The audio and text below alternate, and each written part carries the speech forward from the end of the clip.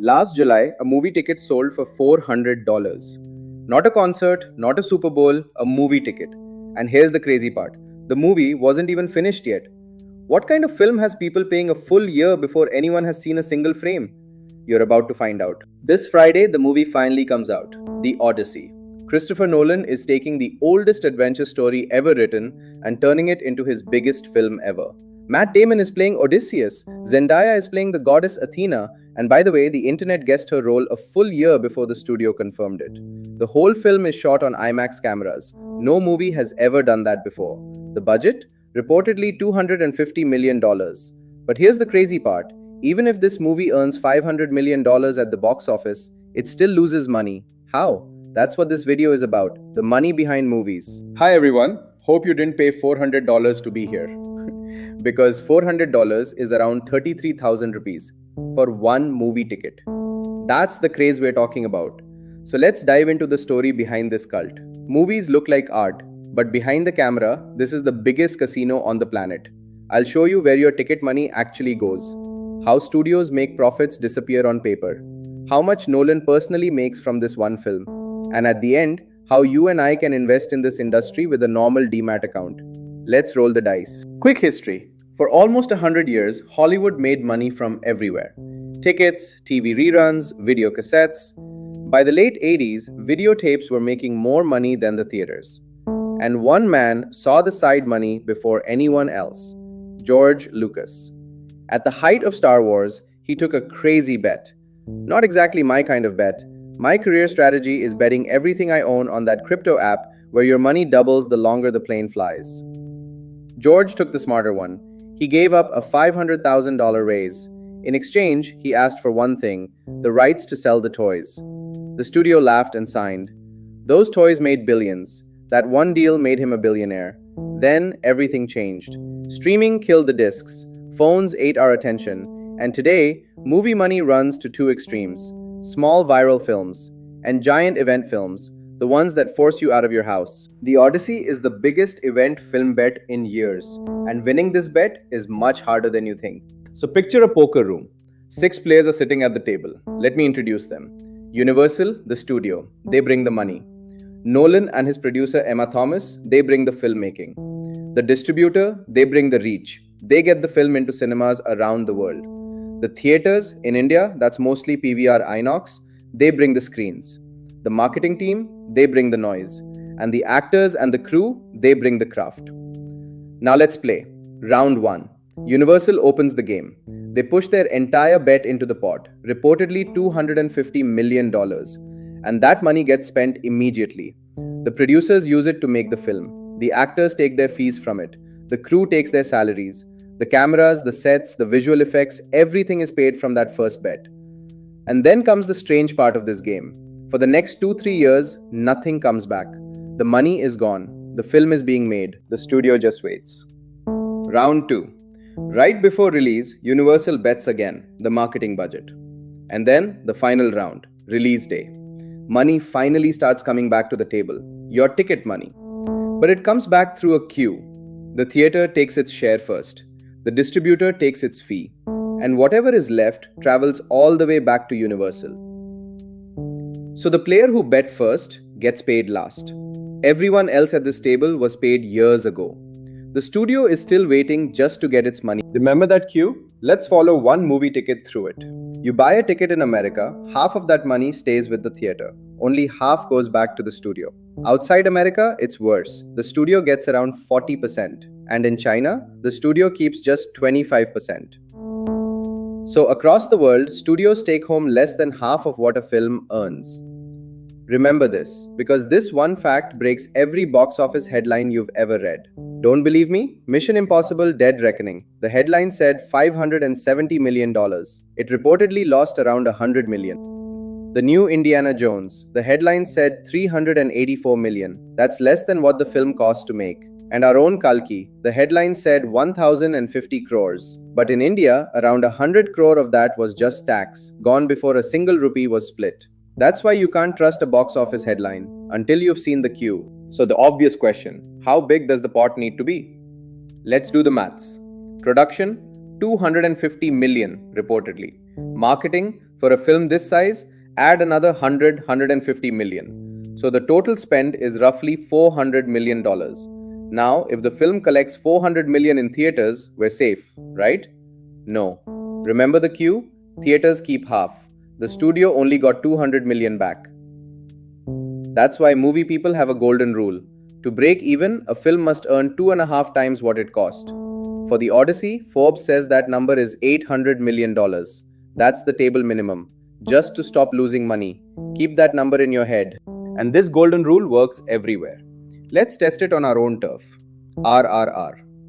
Budget, jo 550 crore. The headlines celebrated 1300 crores. Now apply the maths. 2.5 times 550 is 1375 crores. India's biggest blockbuster finished its theatrical run almost exactly at the break-even line. And yet, everyone knows RRR made money. How? Because theaters are not a film's only income. Producers also sell rights. The streaming rights to Netflix or Prime, the TV rights, the music rights, sometimes even before the film releases. And this works the same way in Hollywood. Take Inside Out 2. The headline said $1.7 billion. The studio's real income, after the theater's cut, after adding all the rights money, was around 1.15 billion, and the actual profit, around 650 million. Still a monster hit. But you see what happened? The headline says one number. The studio sees a completely different one. Gross is not income. So who actually gets rich at this table? The crew gets daily rates, fixed pay. Stars get their fees. But the real money is in something called points. And I'll explain exactly how points turn into money. In every casino, there is one person who never loses, the dealer. Because the dealer takes a small cut of every pot, no matter who wins. That cut is called the rake. A point works the same way. 1 point means 1%. The question is, 1% of which number? And that one word decides everything. Gross points. 1% of every dollar that comes back to the studio. From the first ticket, from day one. That's the rake. Let me show you. Say you have one gross point. The film sends 400 million back to the studio. Your 1% is $4 million. You don't wait. You don't argue. The check just arrives. Neck points. 1% of the profit. Sounds even better, right? Profit is where the big money is. Except, now watch what the studio's accountants do. The film earns 800 million, minus production, minus marketing, minus a distribution fee, which the studio pays to itself, minus interest, minus overheads. And suddenly, on paper, the film made no profit at all. And 1% of zero is zero. This is not a theory. Take Forrest Gump. Tom Hanks and the director took gross points. Between them, they made over $60 million. The writer, the man whose book the whole film was based on, took net points. The studio told him the film was in loss. He got almost nothing. And Nolan? Nolan takes the rake. Reportedly 20 million upfront, plus 20% of the studio's share, from every ticket from day one. If The Odyssey crosses 800 million, Nolan personally makes around $75 million from one film. Now step back and look at the casino itself, because the room is changing. The middle tables, films that cost $40 to $80 million, those tables are closing. Too expensive to be a small bet, too small to be an event. Basically, the middle class of Hollywood. And you know what happens to the middle class? So the money is running to the two ends of the room. First, the penny table. And look, I'll be honest, Hollywood calls $750,000 a penny budget. I feel a bit shy even saying that, considering the balance left in my account. Anyway, last year, a YouTuber named Curry Barker made a horror film called Obsession for exactly that much. It earned over $400 million worldwide. Dollar for dollar, that is the most profitable film in modern history. And before you ask, yes, he's a YouTuber. No, I'm not jealous. This video cost $11. We are not the same. And at the other end of the room, the high roller table. Disney made John Carter and officially wrote off $200 million. Gone. Small bets can explode. Big bets cannot afford to miss. And this Friday, the biggest high roller bet in years walks into theaters. So let's put The Odyssey itself on the table. The cost? $250 plus marketing. The break even? $800 million plus. Now look at Nolan's record. Inception spent 160, earned 840. Interstellar spent 165, earned 764. Tenet, released during COVID, spent 205, earned only 377. And Oppenheimer spent 100, earned 976. Now, the projections. Trackers say the opening weekend could be 98 to $132 million. In America alone, 200 million plus worldwide. The CEO of IMAX went on TV this month and said he's very confident about this film. And remember, almost half of Oppenheimer's opening came from premium screens. This film is made for premium screens. Only 45 theaters in the whole world can show it in true IMAX 70mm. And India alone bought 91,000 IMAX tickets before release, 9.5 crore. That's a bigger advance than Oppenheimer. So, here's my prediction, and this is a prediction, not a fact. This film crosses 800 million. Worst case, it lands near Interstellar. And if the word of mouth is as good as Oppenheimer's, $1 billion is on the table. And if I'm wrong, this part of the video never existed. You see, this is not like starting or investing in any normal company. In this industry, the economics and the syndicate around it is what makes or breaks everything. Don't believe me? Look at K-pop, look at Bollywood, look at Tollywood. Same business, entertainment. But watch how each of them performed over the last 10 years. 3 systems, 3 completely different stories. But on to the main question for us. Can people like you and me get a seat at this table? First, one uncomfortable truth. India makes more films than any country on earth, 1500 plus every single year. But our entire box office? Around $1.5 billion.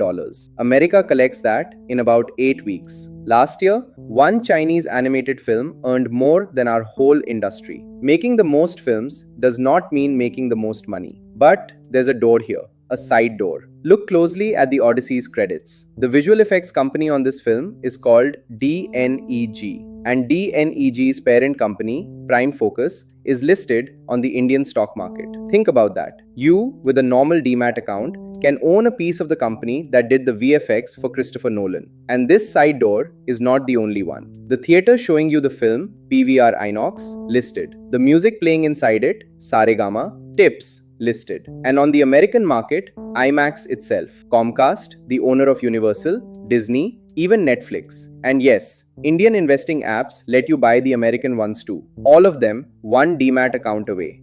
So here's the principle. In this casino, players win sometime. The house wins always. Every company I just showed you is a piece of the house. They make money whenever any movie works. Nolan hit or Nolan flop. PVR still sells the ticket. IMAX still sells the screen. Netflix still buys the rights. And now, the doors to avoid. Film investment funds in India need a minimum of 1 crore. And even SEBI registration is not a guarantee. One registered film fund still turned out to be a fraud. So treat this as a map, not financial advice. Do your own research. One last thing. This whole game is shifting under our feet. Theaters used to keep films for 75 days. Now, 39. Netflix alone spends $18 billion a year on content. That's 12 times India's entire box office. Remember the house? The house didn't die, it moved. Movies are not dying, they are splitting. Big events, you go out for. Everything else, on your phone. But there's one more force coming. Right now, in some lab in California, servers are generating movie quality video from a text prompt.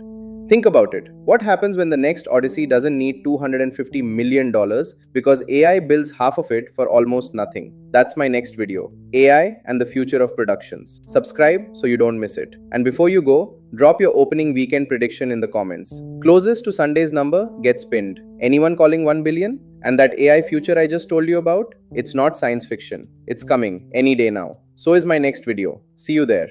Yeah.